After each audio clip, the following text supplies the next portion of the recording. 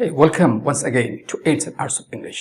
আশা করছি প্রত্যেকে ভালো আছেন এবং সুস্থ আছেন। Honey is dash sweet, too much sweet or much too sweet. Answer রয়েছে এই ভিডিওর মধ্যে। দেখতে থাকুন এবং জানতে থাকুন too much এবং much too সম্পর্কিত আরো অনেক অজানা তথ্য। Too much অত্যাধিক বা প্রয়োজনের চেয়ে বেশি। Much too অত্যাধিক বা প্রয়োজনের চেয়ে বেশি।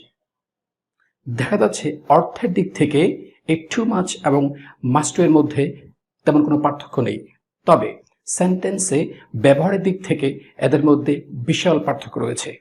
চলুন একে একে জেনে নিচ্ছি what is the difference between too much and much too. সাধারণত আনকাউন্টেবল নাউনের পূর্বে টু মাচ ব্যবহৃত হয়। যেমন there is too much water in the pond. You should avoid spending too much money. You should avoid spending too much money. We had too much fun at the party. এই তিনটি সেন্টেন্সে water, money এবং fun এই তিনটি noun রয়েছে এবং fortunately grammatically এই তিনটি নাউনই হচ্ছে আনকাউন্টেবল নাউন এবং ফরচুনেটলি এদের পূর্বে রয়েছে টু মাচের অবস্থান। সো বোঝা গেল আনকাউন্টেবল নাউনের পূর্বে টু মাচ বসে। এছাড়াও কখনো কখনো সেন্টেন্সে থাকা প্রিন্সিপাল ভার্ব অর্থাৎ মেইন ভার্বের পরেও টু মাচ বসতে পারে। যেমন Nell drank too much, Nell drank too much. Then we can say don't eat too much. Then we can say sometimes girls talk too much. Sometimes girls talk too much. এই তিনটি সেন্টেন্সে থাকা drank, ate এবং talk এই তিনটি হচ্ছে principal verb অথবা main verb এবং ফরচুনেটলি এই তিনটি ভার্বের পরে রয়েছে টু মাচের অবস্থান। অতএব বোঝা গেল ভার্বের পরেও টু মাচ বসতে পারে।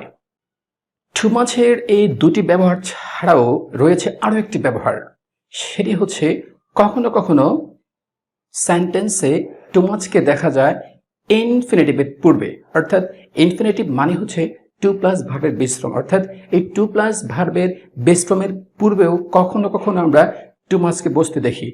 যেমন it's not too much to ask you to clean your own shoes. Then we can say, I missed you too much not to meet me.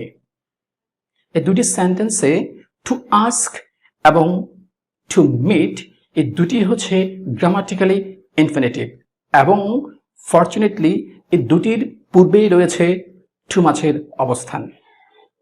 আশা করছি আপনারা বুঝতে পেরেছেন টু মাচ সেন্টেন্সের কোথায় কোথায় বসতে পারে এবং সেন্টেন্সের মধ্যে টু মাচের ব্যবহার কেমন হতে পারে। এখন পালা মাস্ট টু সম্পর্কে জানার।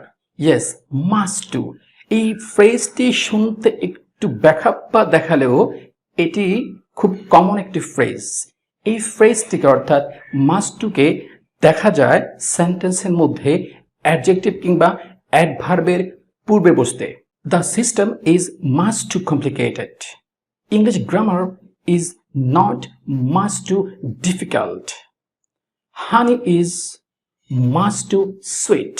এই তিনটি সেন্টেন্সে রয়েছে কমপ্লিকেটেড, ডিফিকাল্ট অ্যান্ড সুইট এবং গ্রামাটিক্যালি এই তিনটি ওয়ার্ডকে আমরা অ্যাডজেক্টিভ বলতে পারি এবং লক্ষ্য করুন এই তিনটি ওয়ার্ডের পূর্বেই রয়েছে মাস্ট টু এর অবস্থান। সো বোঝা গেল অ্যাডজেক্টিভের পূর্বে মাস্ট টু বসে এবং এই তিনটি সেন্টেন্সের 3 নাম্বারটি অর্থাৎ honey is much too sweet এটি হচ্ছে আমাদের কুইজের আনসার, অর্থাৎ সুইট এখানে অ্যাডজেক্টিভ আর তাই এর পূর্বে টু মাচ না হয়ে মাচ টু হবে। You are driving much too fast. Then we can say he replied much too slowly.